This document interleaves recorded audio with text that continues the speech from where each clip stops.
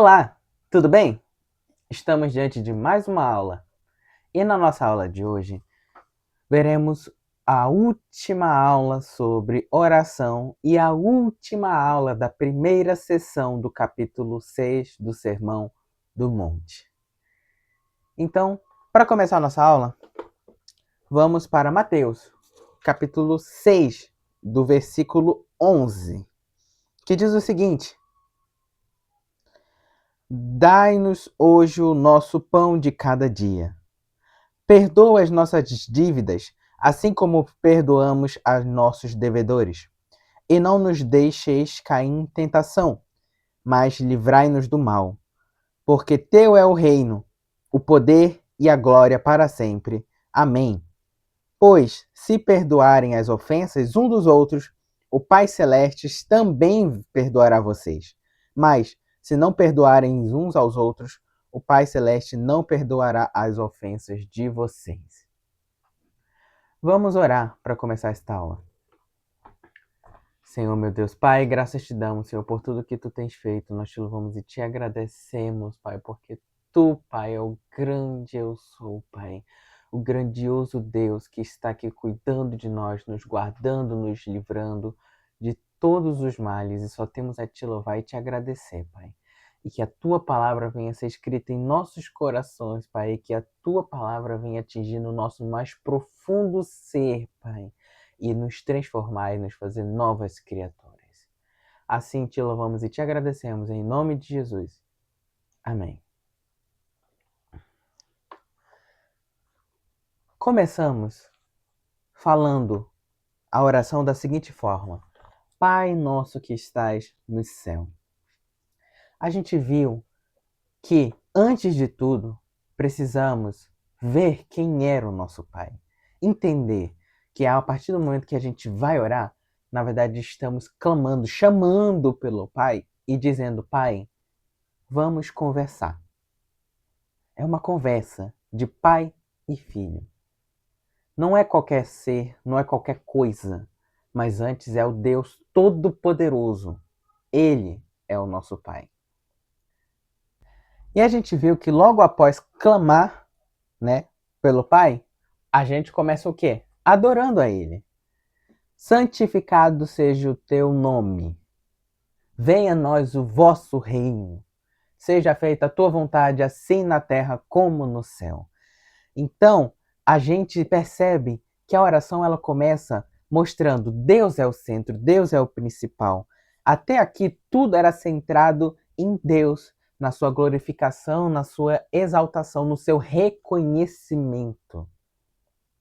Aí depois de tudo isso, Jesus quer dizer para nós, agora sim, vamos para as petições. Porque também a oração também não é só um local onde nós iremos adorar a Deus, mas também iremos expressar as nossas necessidades. Então, agora, vamos começar pelas necessidades humanas. Pão nosso de cada dia nos dai hoje, perdoai as nossas ofensas, não nos deixei cair em tentação, mas livrai-nos do mal. Antes de entrar nesse ponto diretamente, a gente precisa antes citar duas observações que a gente pode encontrar agora nisso como um todo. Primeira observação: todas as nossas grandíssimas necessidades estão inclusas nessas três petições. Tudo. Tudo. O nosso corpo, o pão nosso de cada dia nos dai hoje, a nossa alma, perdoai as nossas ofensas e livrai-nos do mal, espírito. Corpo, alma e espírito. Tudo quanto precisamos, tudo quanto necessitamos, seja físico, seja material, seja espiritual, não importa o âmbito da nossa necessidade, não importa qual em específico seja. Essas três petições englobam tudo. É maravilhoso como que Jesus, em pequenas palavras, em três petições apenas, conseguiu englobar praticamente tudo que nós precisamos como seres humanos, filhos de Deus. Tudo. Nada faltou. Então, é maravilhoso. Essas três petições englobam tudo quanto precisamos. Então, a primeira observação é o quão grandiosa é essa oração, porque ela engloba tudo que um cristão precisa. Todas as necessidades dos cristãos estão englobadas, estão inclusas nestas pequenas petições. E a segunda observação, a sequência dessa oração e dessas petições é maravilhosa. Essa é uma observação que eu preciso deixar aqui muito claro. E o autor do livro também deixa isso claro. É maravilhoso. A gente começa chamando o Pai, depois a gente exalta o Pai. Legal. A gente acabou de exaltar o nome dele, santificar o seu nome, clamar pela vontade dele nesta terra, reconhecer quem ele é. A gente acabou de chegar de um grande esplendor de grandiosidade que é Deus. Aí talvez a gente poderia raciocinar, beleza, agora a gente vai ver qual é o propósito da oração. Após exaltar a glória de Deus, vamos tratar o que? Aquilo que importa. O que muitas vezes a gente pensa que importa? O espiritual. Porque o corpo, a gente pode pensar consigo mesmo, não, o corpo aqui ó, é o de menos, a gente precisa tratar muito do espiritual. Mas como sempre, Jesus ele nos surpreende em todos os aspectos. Jesus ele diz, não, antes eu vou começar pelo corpo. Diante de toda aquela grandiosidade, primeira petição, pão nosso de cada dia nos dai hoje. Ele começa pelo corpo. Então, percebe-se que essa sequência da oração, ela é esplendorosa, ela é incrível, ela surpreende a nós e mostra a forma que Deus pensa sobre nós. Então, vamos lá.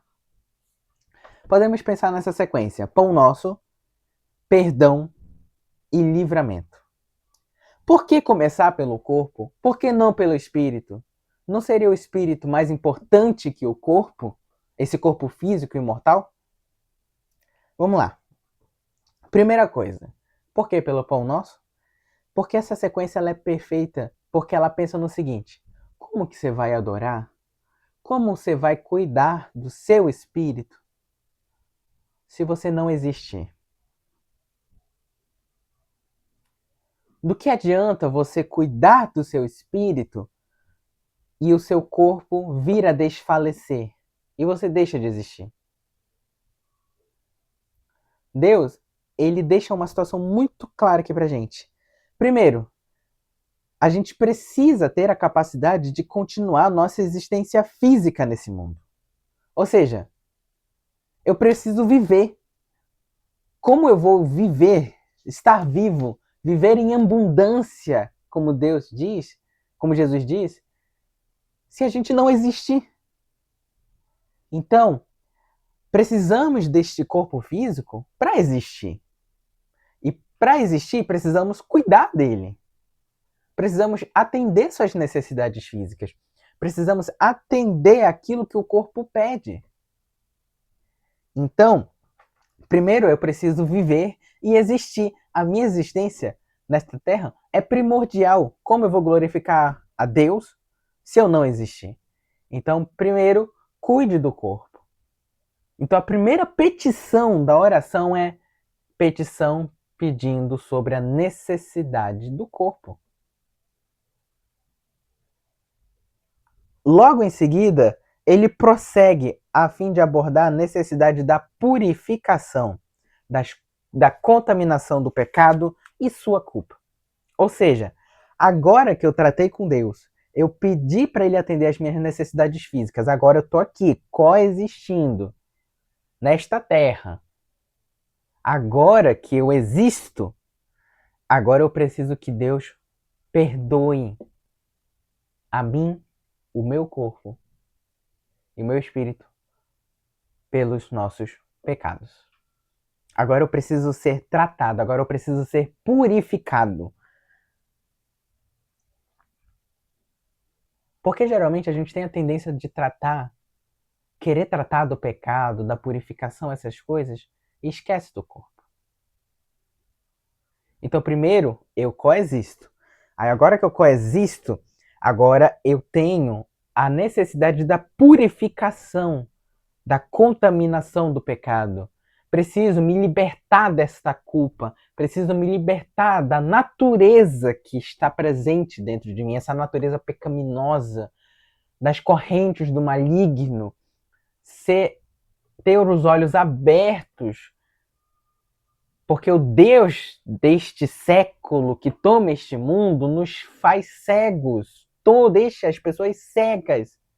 E precisamos enxergar, precisamos ser livres, purificados, santificados. Agora que eu coexisto, agora eu preciso ser purificado e santificado, mas não adianta ser só purificado e santificado. Agora, não só isso, como também temos outra necessidade, a necessidade de ser resguardados do pecado e do seu poder. Porque agora que eu fui liberto, santificado, purificado, eu preciso ser guardado. Porque todos os dias o inimigo vai lançar setas para querer me derrubar. Todos os dias o inimigo vai querer lançar tentações para me fazer cair. Todos os dias o inimigo ele vai tentar contra a minha vida, contra a sua vida. E não só isso. Muitas das vezes a gente pensa no inimigo. Só que ele engloba mais do que o inimigo aqui. Ele envolve o mal como um geral. Vamos tratar dessas petições, então, que a gente viu que é uma sequência perfeita. Depois de glorificar o Pai, agora eu trato da minha necessidade de existir, o meu corpo físico. E agora que eu existo, e agora que eu estou aqui, vivo com o meu corpo bem tratado, agora eu vou me tratar da minha purificação agora, porque agora eu vejo que a minha natureza ela não é boa. Eu existo, mas minha natureza não é boa. Agora eu vejo que as coisas não são boas. Agora eu preciso me relacionar com o Pai. Como eu vou me relacionar com o Pai se meu corpo não existir? Como vai existir relação sem a existência minha?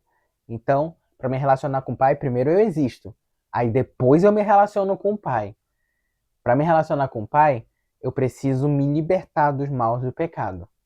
E depois de me libertar, depois de ser purificado, agora eu preciso tirar do caminho tudo aquilo que pode atrapalhar minha relação com o Pai.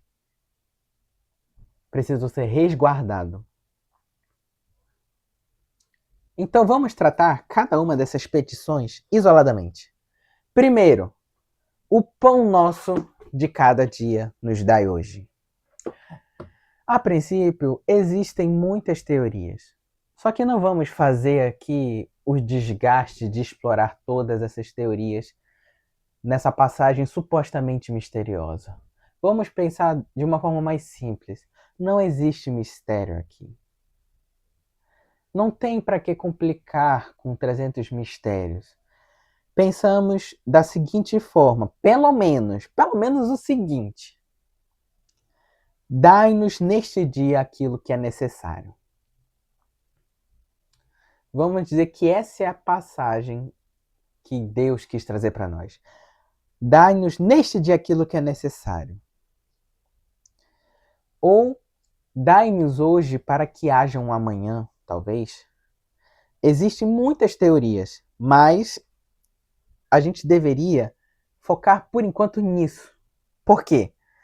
Porque essa passagem ela traz um princípio muito simples mesmo, que é a gente deveria pedir aquilo que é suficientemente necessário para aquele dia. A gente tem um problema muito grande com a gente, que quando a gente vai orar, não só a gente pula todas aquelas primeiras etapas de glorificar a Deus, exaltar o seu santo nome, clamar pelo reino. A gente não só pula todas essas etapas, como a gente já chega direto, ó, Pai, eu preciso disso. Ah, eu preciso passar aqui e tal, me ajuda a passar na prova, me ajuda a conquistar meu carro, me ajuda disso, me ajuda aquilo. Ah, Pai, me ajuda a conseguir aquele aumento de salário, me ajuda a conquistar aquela casa, me ajuda. E a gente sai pedindo coisa com coisa. e mais coisas, e como uma palavra diz, de uma forma muito clara, a maioria dessas coisas, eu digo a maioria mesmo, vaidade de vaidades. Sabe? Eu acho incrível o quanto nós, e eu digo nós porque eu estava incluso nisso, o quanto nós falhamos muito na hora de orar. O tanto de coisa que a gente perde, os absurdos que a gente perde, sendo que Jesus ensinou uma coisa pra gente. Uma coisa. Peça somente aquilo que é suficiente e necessário para aquele dia. É pedir somente o necessário e o suficiente. É isso. E creio que isso, porque a gente pode pensar, há quem diga que pão nosso de cada dia se trata de alimento. Basta você ter o alimento suficiente para sobreviver. Não. Não se trata sobre alimento somente, mas eu creio que trata sobre mais do que alimento. Por quê? Por exemplo, vamos dizer que aquela pessoa não tem nada para comer. E ninguém vai dar nada para ela. E ela precisa do quê? De dinheiro para comprar aquele alimento. Então vamos supor que Deus, através de uma alma abençoada, oferece ali um dinheiro para aquela pessoa. Aquele dinheiro é o pão nosso de cada dia dela. Ou aquela pessoa, do nada, vamos supor assim, aquela pessoa tá precisando, não tem nada para comer, ela tá na casa dela, não tem nada, não tem dinheiro e tal, tá desempregada, aí Deus vai lá e dá um emprego para ela. Ela apenas orou e pediu, Pai, dai-me o meu sustento, e ela vai lá e ganha um emprego. Isso é uma necessidade. Porque através daquele emprego ela vai poder todo dia suprir as necessidades de alimento, de água na casa dela.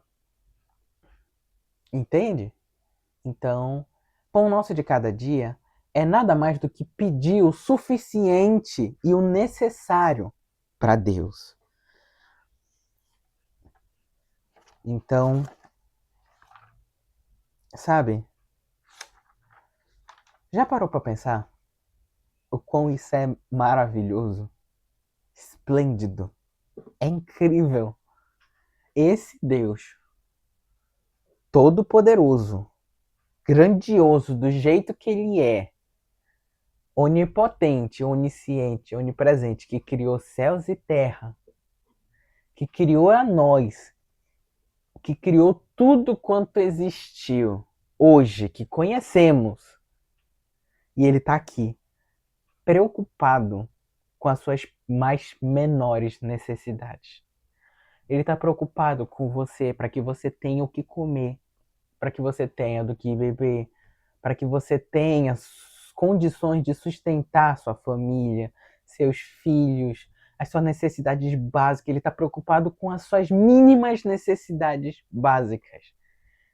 A gente não está falando de preocupação qualquer. É Deus, o grandioso, aquele quem está em cima de tudo. Ele está preocupado com as suas mínimas necessidades. Já parou para pensar? A mais íntima das íntimas necessidades que você individualmente precisa. Ele está preocupado com isso. Deus, ele está interessado em cada um de nós. A palavra própria diz: Deus se preocupa com os lírios, cujos eles se vestem lindamente, mais do que qualquer esplendor que Salomão poderia alcançar. Será que a gente não vale mais do que aquelas pequenas flores?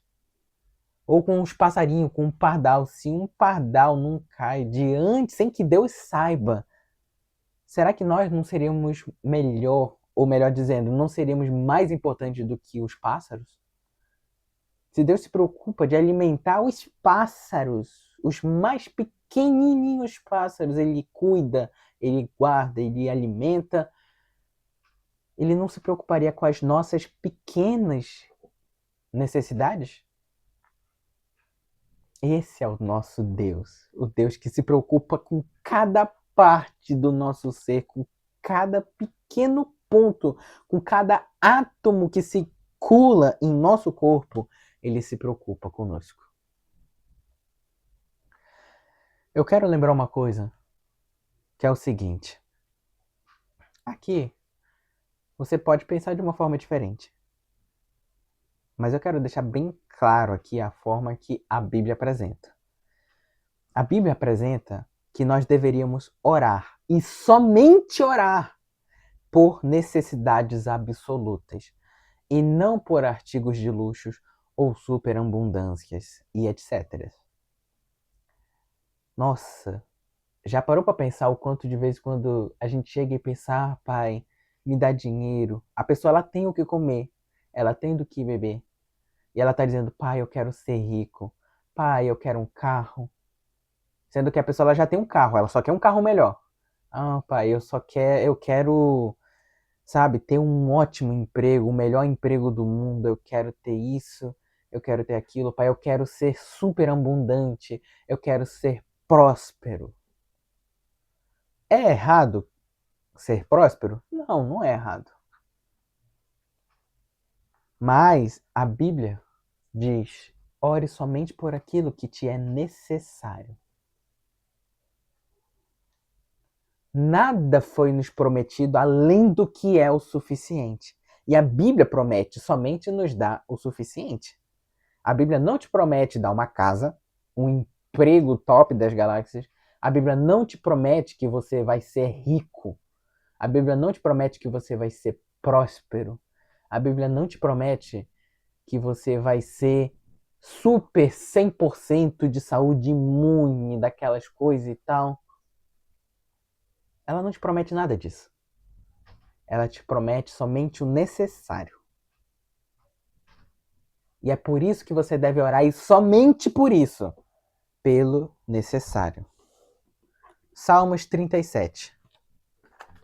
Salmos 37, versículo 25, diz: já fui jovem e agora sou velho, mas nunca vi um justo desamparado e nem seus filhos mendigar o pão. Olha só o que Salmos está falando. Nunca vi um justo desamparado ou seus filhos mendigar pão, passar necessidade. Olha só, é lindo. Salmo deixa isso claro. Talvez você possa também pensar da seguinte forma. Legal. Deus ele conhece tudo e todo. Ele está preocupado conosco com as nossas próprias necessidades. Antes mesmo de a gente falar, ele já sabe as nossas necessidades, ele já sabia o que a gente ia pedir, o que a gente ia falar. Para que orar então? Para que pedir se ele já sabe? Vamos lá. Eu quero que você pense comigo da seguinte forma. Um exemplo muito bacana. Imagina um filho que vai até o pai pedir dinheiro. Ele pede dinheiro do pai e o pai dá. Daí ele vai embora, gastar o dinheiro. Aquele pai só vai ver o filho dele de novo quando ele estiver precisando de um outro cheque de dinheiro. Aí ele volta, ele está precisando de outro cheque de dinheiro. Aí o pai vai, assina o cheque, entrega pro filho. E o filho vai embora gastar esse dinheiro de novo e some. Imagina como é que é ter uma relação onde o filho faz isso. Viver numa relação onde ali o filho aparece quando ele precisa daquele cheque. Aí quando o pai entrega o cheque, o filho vai embora. Não tem conversa, não tem relação. Então, se vocês acham que Deus vai se sentir feliz com isso, você não se sentiria. Deus, ele quer mais do que nós. É entender que ele está disposto a dar para mim e para você o que for preciso. Ele vai dar. Só que é do agrado do coração dele que a gente exale isso, que a gente mostre, que a gente cite, vamos dizer assim, fale, solte para fora as nossas necessidades, mesmo ele já sabendo. Por quê? Porque ele quer ter relação de pai e filho.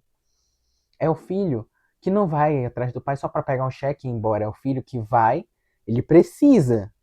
E o pai sabe que ele precisa. Mas ele fica, conversa, interage. Ele tá ali tendo uma relação com o pai. Muitas das vezes nós somos esse filho que vai até o pai, pede o cheque, vai embora e volta quando precisa de um novo. E pergunta: se Deus sabe as nossas necessidades, para que pedir? Simples. Se trata de uma simples relação de pai e filho. Um filho que precisa, um pai que sabe que ele precisa, mas ele ama ouvir da boca dos seus filhos a conversa, o pedido. Ele ama que os filhos vá até ele num simples gesto de pedir. Ele quer ter relação com a gente. Ele quer estar presente conosco. Ele se faz presente e ele quer que a gente reconheça essa presença. Então, sabe, muitas das vezes a gente falha muito em reconhecer isso. E é lindo, é grandioso. O grande ser co-autoexistente, o grande Yewa, o grande todo-poderoso criador do universo. Ele quer ter uma relação com a gente de pai e filho. Uma relação com você.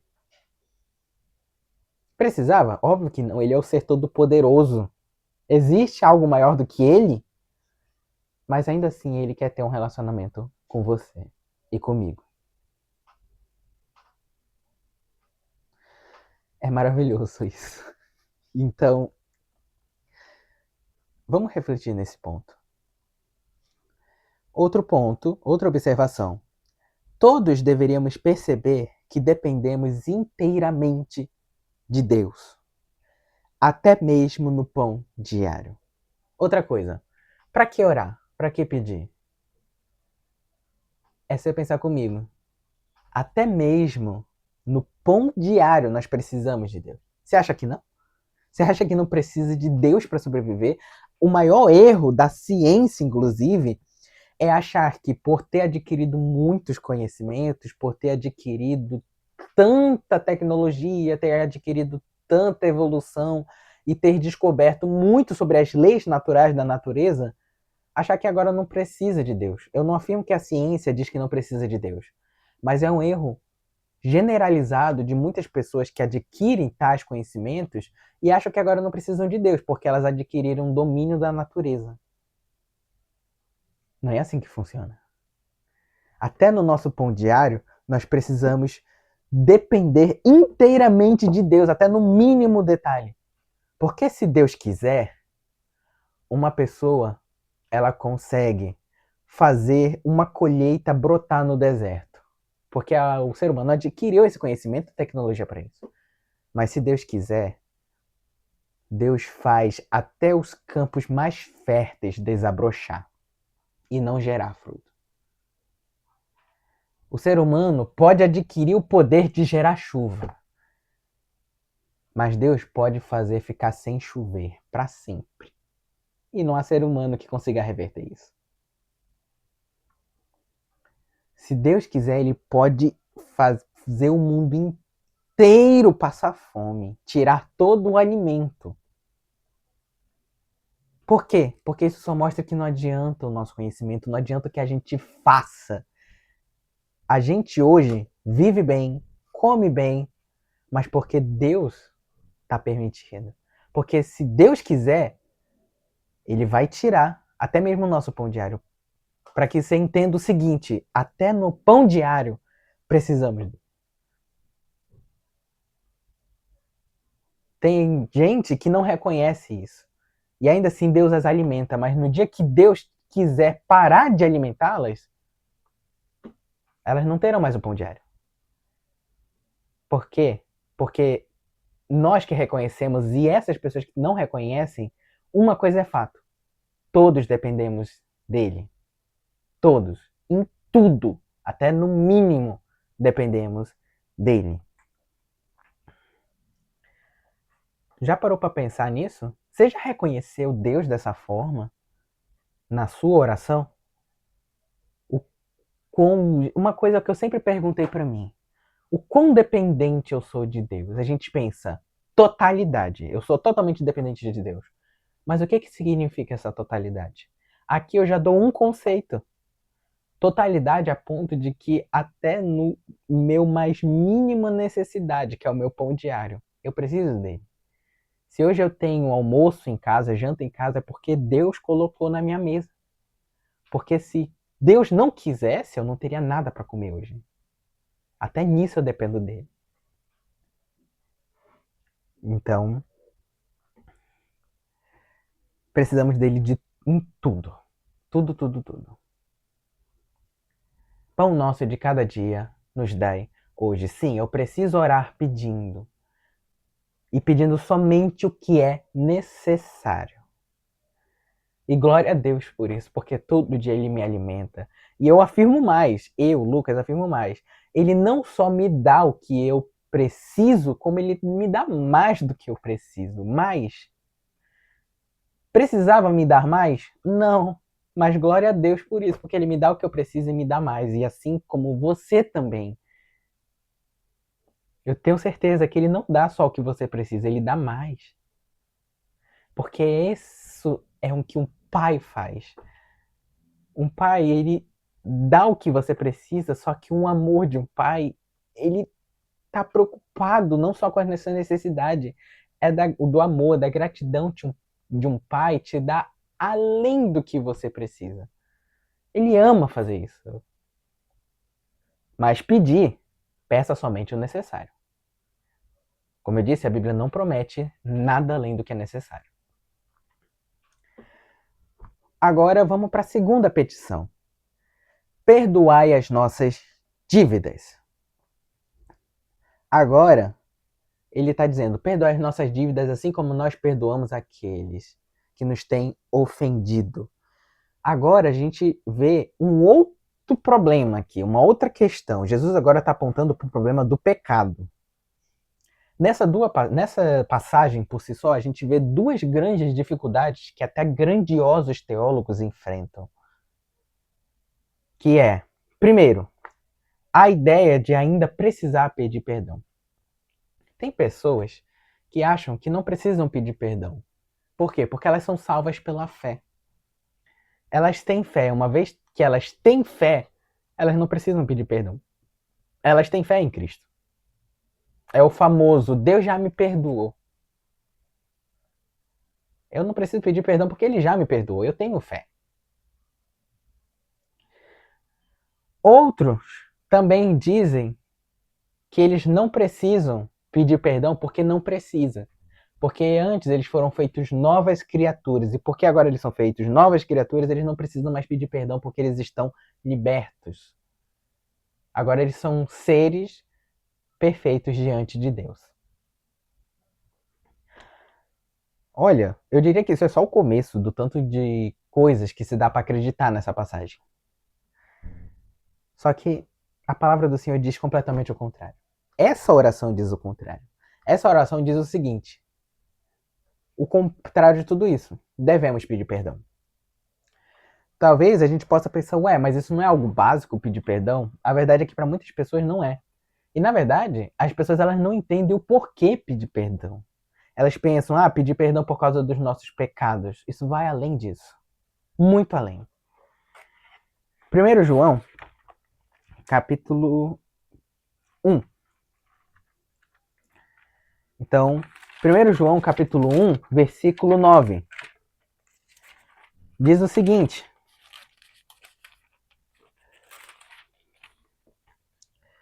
se confessarmos os nossos pecados, Ele é fiel e justo para perdoar os nossos pecados e nos purificar de toda a injustiça. Por que pedir perdão? Porque é muito simples. Novamente, eu volto para o mesmo ponto. É um pai querendo ter relação com o filho. É um pai onde o filho erra. Imagina, uma criança, o filho erra, quebra alguma coisa da casa. O que a criança faz? Ela chora. Precisava pedir perdão? Não, sabe por quê? Porque o pai já ia perdoar o filho. No coração do pai, aquele coração caloroso, quente e amoroso, ele já perdoou o filho pelo erro que ele cometeu. Mas o filho, porque ama o pai, ele diz: pai, me desculpa.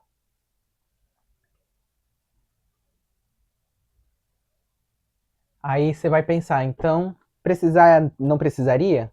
Na verdade, precisaria. Porque quando você comete um erro, um pecado, precisamos ser perdoados. Ou seja, quando ele diz perdoai as nossas ofensas, ele está dizendo o seguinte: o pecado, ele precisa ser perdoado. E por que o pecado precisa ser perdoado? Porque Jesus ele já deixou uma coisa clara aqui. Para chegar ao ponto de eu não poder pular, para chegar ao ponto de comer, se eu pensar, então não precisa ser perdoado. Aí a gente pode pensar, ué, mas se é só relacionamento, então não precisa. Na verdade, precisa mesmo, e muito. Por quê? Porque o pecado, ele é tão grave diante dos olhos de Deus que não vai passar impune. Tanto que no dia final, Deus diz, cada um terá que prestar contas com Deus. E aquele pecado ali, sim, ele vai precisar ser prestado contas. Porque Deus mostra para nós aqui, Jesus está mostrando para nós que o pecado ele é gravíssimo e precisa ser prestado conta. Não é algo que tipo, pecado não precisava ser perdoado, porque Deus já perdoa e tal, precisa. Precisa pedir e precisa ser perdoado. Porque o pecado, diante dos olhos de Deus, ele é grave. Gravíssimo. Então não é algo que pode passar impune. Então, Jesus ele está orientando aqui pra gente o seguinte: precisa pedir perdão. Precisa, deve pedir perdão. Deus perdoa? Perdoa. Então não preciso pedir? Precisa. Precisa pedir perdão. Para que assim a gente receba o perdão. Então, todo dia devemos confessar. Então, outra coisa. Sobre a ideia que a gente viu de somos criaturas perfeitas e por sermos criaturas perfeitas não precisamos. Aqui eu preciso falar também outra coisa. Você acha que Jesus estava falando isso para os incrédulos? Só para o pessoal da época? Não era só para o pessoal da época e não era para os incrédulos. Jesus não estava falando com os incrédulos. Jesus ele estava falando com os discípulos dele. Jesus estava falando isso para você e para mim que somos dele.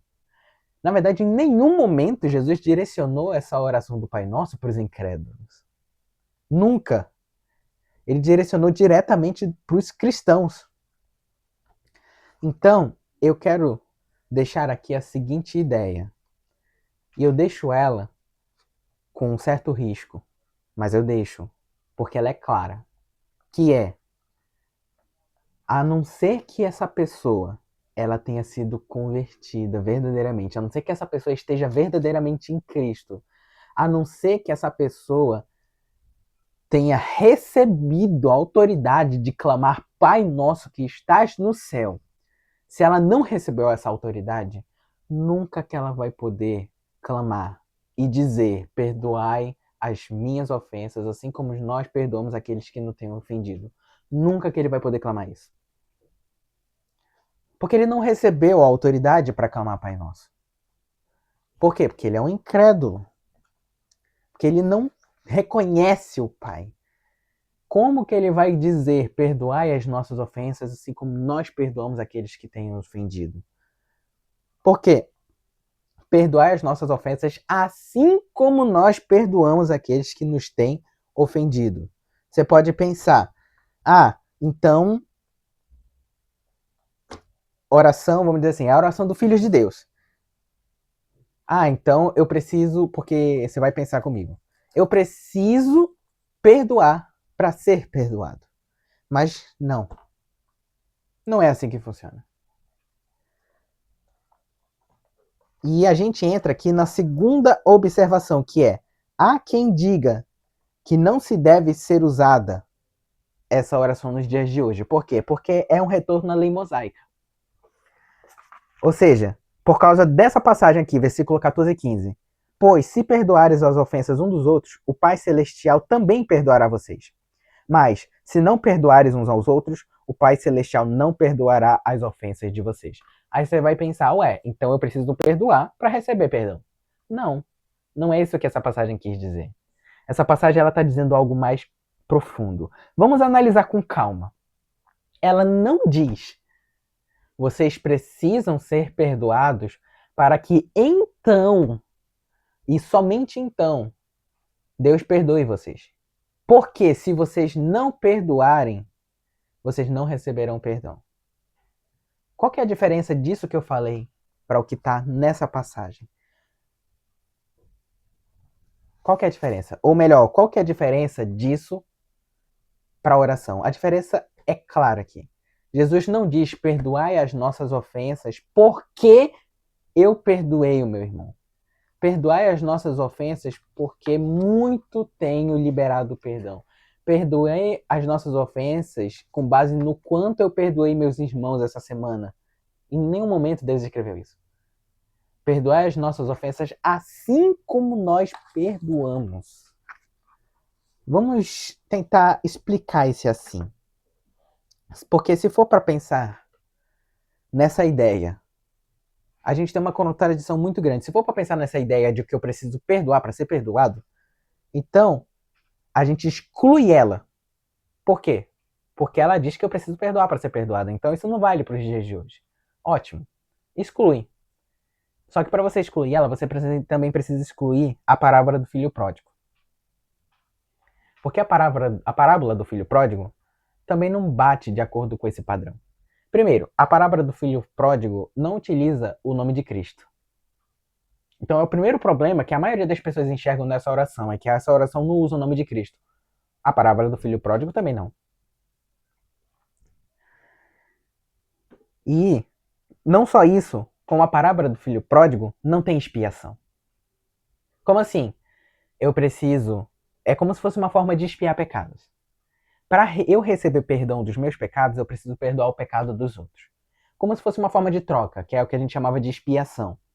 Quando uma pessoa ela cometia um pecado, ela precisava oferecer um sacrifício. Ela matava um animal e fazia todo um ritual de sacrifício para expiar o pecado dela, para que ela receba o perdão. O que acontece com o filho pródigo? O filho pródigo não expia nada. Antes, ele só volta para casa e o pai o recebe. E faz uma festa por ele. Houve sacrifício? Não houve. Houve expiação? Não houve. Então vamos excluir também a parábola do filho pródigo. Porque ela também não tem nada disso. Percebe? Eu quero dizer para vocês o seguinte. Só fala. A oração do filho pródigo, assim como essa oração, ela só fala de Deus com uma visão diferente do que geralmente a gente tem. Ela fala de Deus como Pai. Imagina se para a gente receber perdão precisaria haver uma base legal. Eu preciso fazer tal coisa para receber perdão de Deus. Se a gente pensa dessa forma, eu digo uma coisa muito triste. E se você chega a fazer essas coisas, a informação é muito triste para você. Você nunca foi perdoado por Deus. Nunca.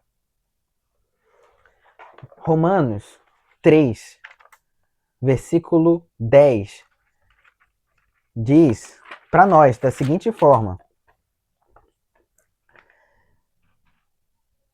como está escrito, não há nenhum justo, nenhum sequer. Não há ninguém que entenda, ninguém que busque a Deus.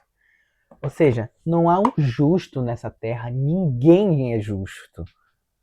Como teremos base legal para pagar pelos nossos perdões se ninguém consegue ser perfeito? Porque se depender disso, estamos condenados. Diz para mim como vamos pagar por tudo que devemos a Deus. Porque pecado para Deus é dívida. Como vamos pagar por tudo? Versículo 23, capítulo 3 de Romanos, versículo 23, diz: pois todos pecaram e estão destituídos da glória de Deus. Versículo 24, sendo justificados gratuitamente por sua graça, por meio da redenção que há em Cristo Jesus. Ou seja, qual que é a maneira de ser perdoado? É através de Cristo crucificado. Porque Cristo se sacrificou na cruz e agora somos perdoados. Você não precisou fazer nada para ser perdoado. Ele te perdoou gratuitamente. É a ideia lá do credor incompassivo. Lembra que o rei perdoou o servo pelas dívidas. Aí ele, saindo, esbarrou com outro servo que também o devia. Ele foi cobrar dívida. Aí o que aconteceu? O servo dele disse, por favor, perdoe as minhas dívidas. Ele não perdoou, antes o lançou na prisão. E o rei ficou sabendo disso. E o rei chamou ele e disse, vem cá, eu não te perdoei? Eu não perdoei sua dívida? Por que você não perdoou a dívida daquele ali? O que aconteceu? Ele foi preso. Não recebeu o perdão. Ou seja, qual é a ideia que eu quero lançar aqui? Um cristão verdadeiro que foi perdoado por Deus e sabe que foi justificado na cruz do Calvário por Cristo Jesus, nunca, jamais ele vai negar perdão. Porque ele sabe o poder do perdão. Ele sabe que ele foi perdoado. E porque ele foi perdoado, ele testemunha da glória de Deus. E ele quer que outras pessoas também sintam essa glória. Ele não guarda mágoa. Ele perdoa. Ele não hesita. Para o cristão é glamouroso. Uma das melhores coisas para ele é exalar o perdão, não importa o que a pessoa fez. Irmão, eu te perdoo de todo bom grado, irmão. Nada eu guardo dentro do meu coração sobre você. E mais, essa pessoa, se deixar, ela ainda faz mais por aquela pessoa. Leva aquela pessoa para conhecer também o perdão de Cristo. O cristão, ele sente esse impulso. Para o cristão é um impulso. É um desejo ardente de querer liberar perdão.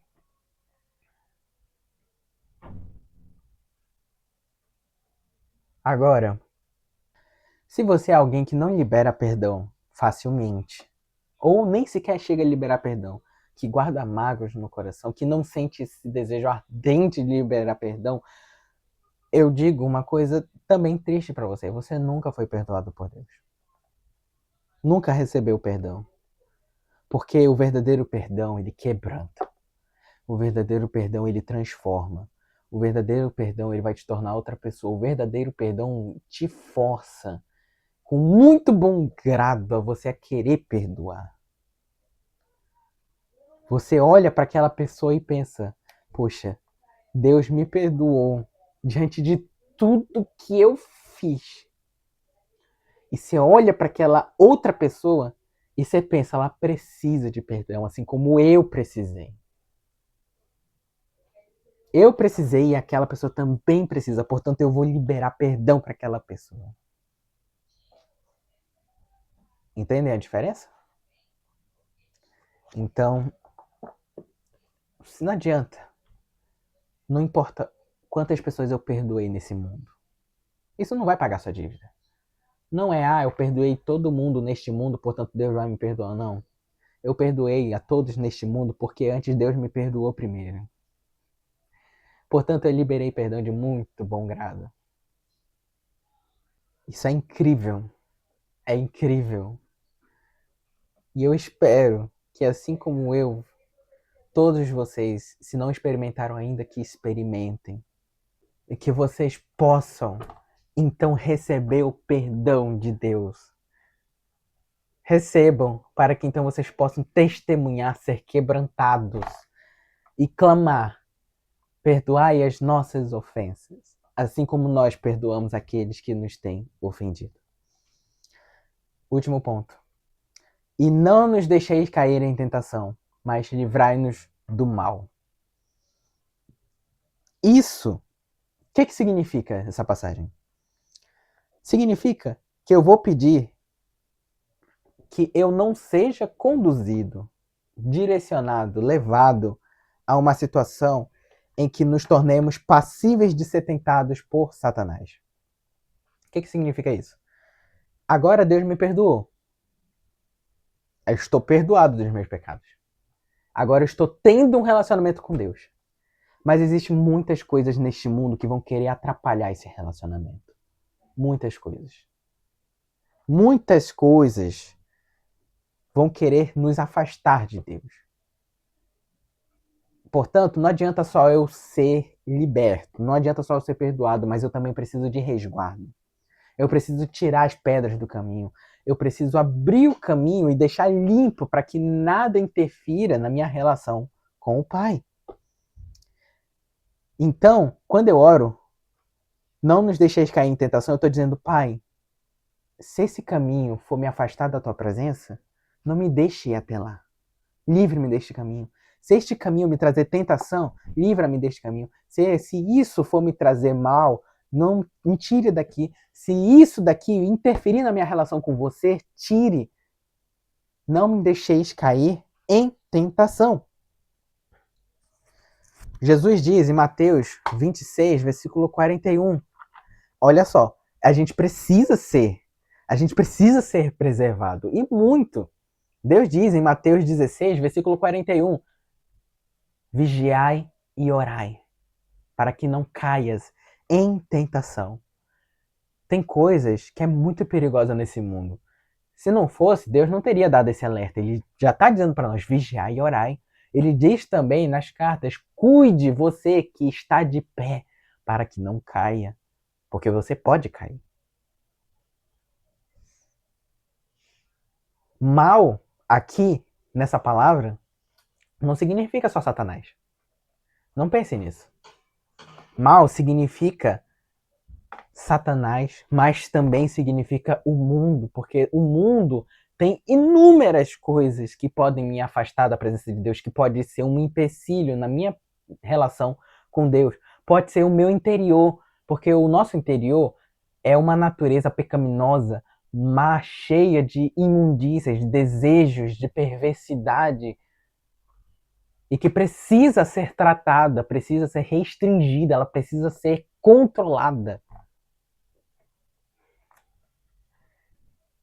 É ser livre de todo o aspecto do mal. Jesus não está dizendo para nós, resistam.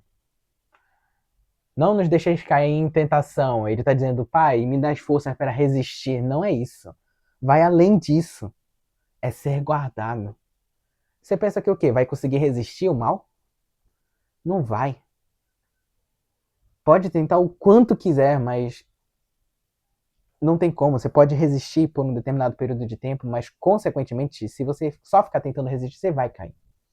Você precisa ser guardado. Tudo bem, tem momentos que a gente vai precisar desviar da pedra, só que mais do que desviar da pedra é sair do caminho dela. É tirar da nossa frente tudo aquilo que é um empecilho entre a nossa relação e a relação com o Pai. É preciso ser guardado. Por que precisa ser guardado? Para que a nossa comunhão com Deus não venha a ser interrompida. Eu preciso buscar ter uma relação correta, digna diante do Pai. Então, quando eu oro, não nos deixeis cair em tentação, mas livrai-nos do mal. E, na verdade, eu estou dizendo, Pai, que nada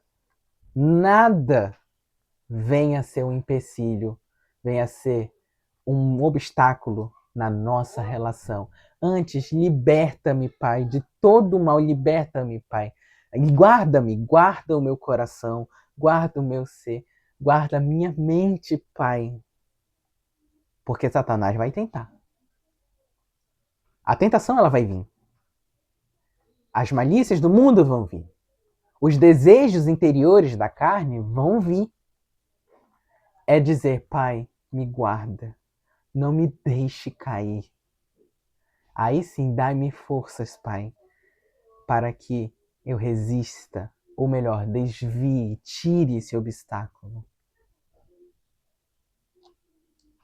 E guarda-me. Guarda a nossa relação, Pai. Porque uma coisa é resistir, outra coisa é ser guardado por Deus. Tente resistir e fracassará, mas seja guardado por Deus. Guardado por Deus. Sempre, sempre. Tenha certeza disso. Sua relação com Deus estará segura. Uma vez que Ele guardar você, sua relação com Ele estará segura. Pai nosso que estás no céu, santificado seja o teu nome. Venha a nós o vosso reino. Seja feita a tua vontade, assim na terra como no céu. O pão nosso de cada dia nos dai hoje. Perdoai as nossas ofensas, assim como nós perdoamos aqueles que nos têm ofendido. Não nos deixeis cair em tentação, mas livrai-nos do mal. Amém. Essa oração é a coisa mais maravilhosa que podemos encontrar na Bíblia. Essa progressão, ela cobre tudo. A glória de Deus, o santo nome dele, o seu reconhecimento, a tua palavra, o teu reino nesta terra e as nossas necessidades, tudo numa progressão perfeita. Ele cobre tudo, ele cobre a adoração a ele cobre a exaltação a ele cobre a nossa santificação, ele cobre as nossas necessidades, ele cobre o perdão, ele cobre o livramento, ele nos guarda, nos protege. E toda essa oração nos mostra uma única coisa: dependemos totalmente dele. Totalmente dele. Pergunte uma coisa a si mesmo: o que significa depender totalmente de Deus? É uma pergunta que eu sempre me faço muito. E parece que cada dia que passa, eu descubro mais uma coisa que me mostra o que significa depender totalmente de Deus. Então pergunte a si mesmo: o que é depender totalmente de Deus? E descubra, dia após dia, o que significa depender totalmente de Deus. E vamos terminar com uma linda oração. Pai nosso que estás no céu, obrigado, Pai, porque Tu, glorioso e grandioso do jeito que é, Pai, se preocupou em nos instruir sobre como nos relacionar contigo, Pai. Se preocupou com as nossas necessidades, sendo meros pecadores, meros barros que veio do pó.